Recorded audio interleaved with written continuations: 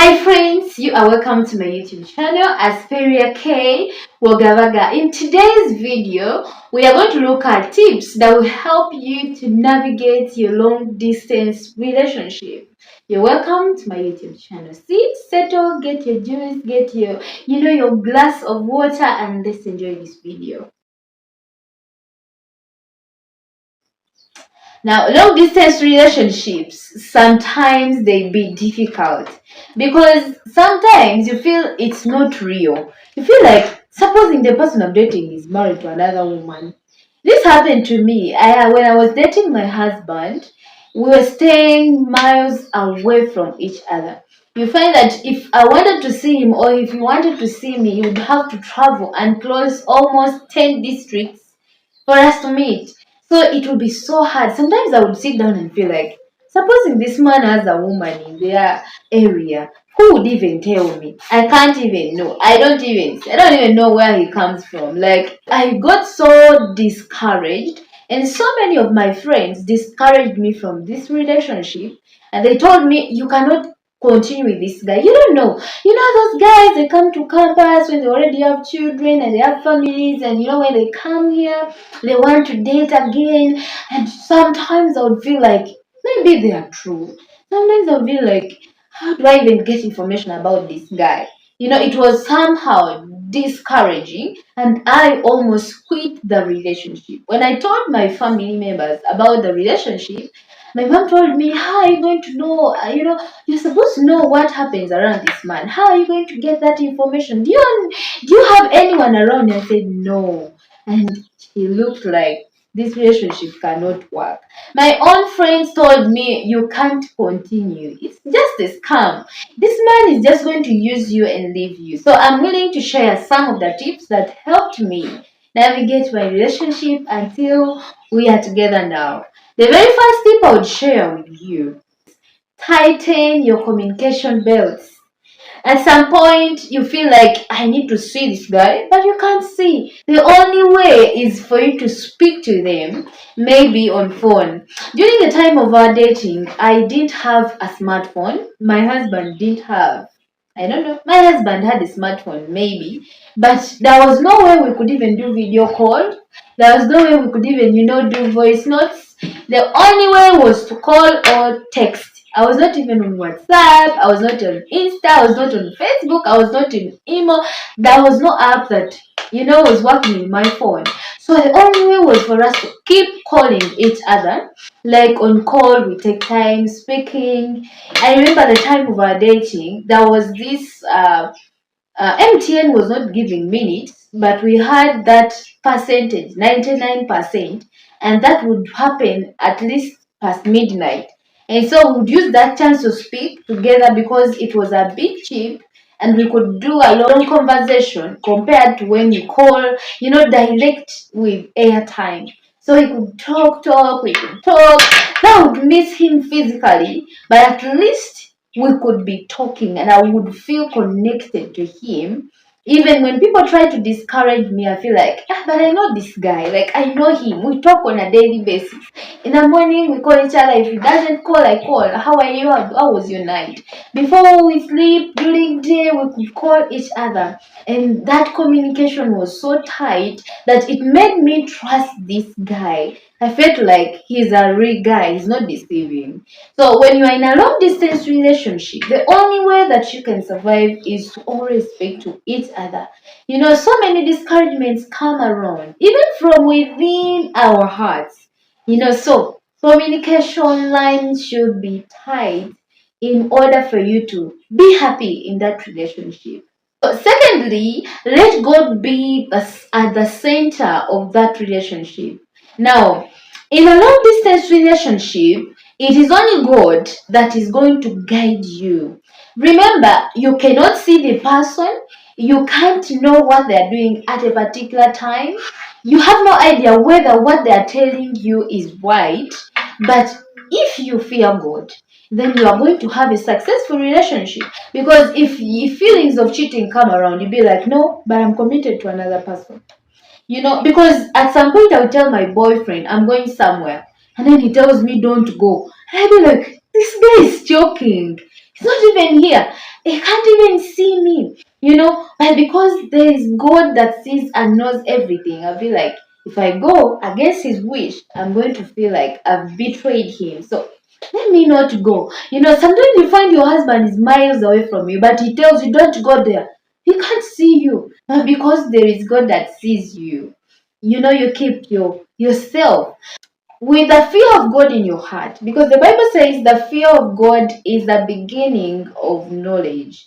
With the fear of God, you can be able to be faithful to your partner, you can be able to speak the truth, you can be able, to be open. Sometimes you switch off your phone, maybe there's something disturbing you, and when your partner calls, you be like, "Ah, it's my phone, you don't have to know why I switched it off." But if you fear God, He's going to help you. If you're going to hang out with your friends at night, you will always know that God is watching. Whatever I'm going to do, whatever I'm going to say, whoever I'm texting, God is knowing and is seeing everything. So if He's in the center of your relationship, if you fear and honor and obey Him, your relationship is going to thrive. And then number three, be open and avoid conflicts. So I remember during our dating, we are far away from each other. And so it happened that there was someone who was disturbing me on my phone.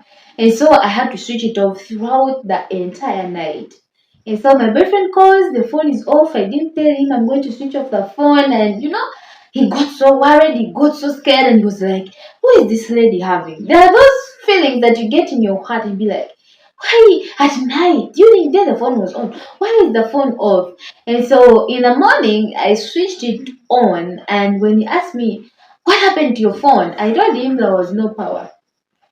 Hey, there's no power. And he told me, you can't lie to me. You sometimes we lie when we are not even sure of the lie. I told him, you know what, was disturbing me, and I had to switch off my phone, and he demanded to know who was that person, what they wanted, why would they call at night. I had to be open to save my relationship, because sometimes you try to lie around and things get you, and you end up losing your person, the person you love, or the person that loves you.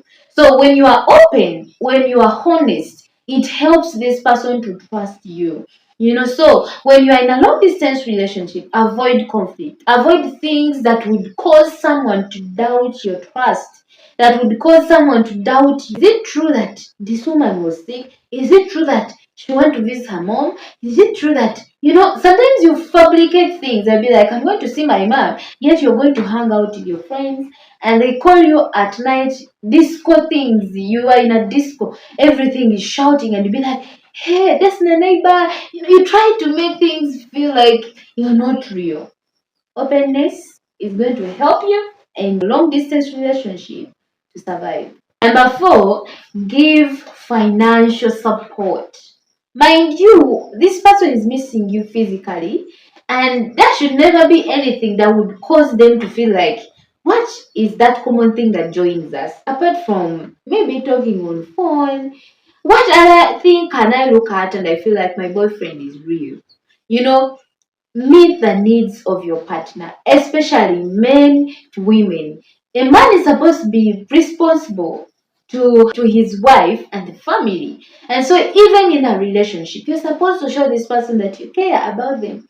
Maybe you were dating and you're about to marry, or all of a sudden you went to do something to get some money. That's fine. Make sure you send that support. At least stand with her in any times. Maybe this time she's sick, send her something. Maybe this time she's going home, or she's, at school struggling with send something. At least let this person at least continue to think about you and know that this person is caring. It is very painful to be in a long distance relationship, but you don't even, have anything in common. When I was with my now husband, when we were dating, I remember he was also didn't have a lot of money because he was a student, and we could communicate, but even the sacrifice of loading airtime for me, it was big. I feel like yes, he cares because he loaded some airtime for me. Because he sent me 10,000, because I would feel like he's caring. He cares about me even in his absence. So be caring, give that financial support. A lot of things, but lastly, get busy and avoid being idle.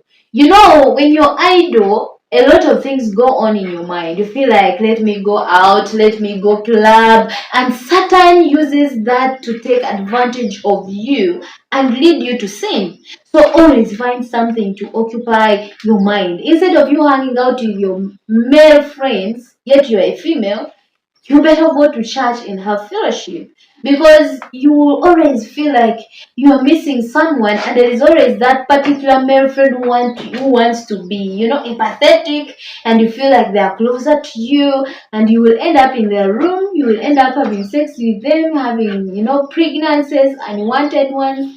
You will always, have abortions because you cannot be busy. It is very hard, by the way, to always sit there and know that the person I love most is not around, is not even going to be through with me, is not going to be with me through a hard time. It is very hard and very challenging. So for you to always avoid temptation and sin, always get busy. Get busy, go serve God. Get busy, go for ministry, go to church, read your Bible, pray, go to work.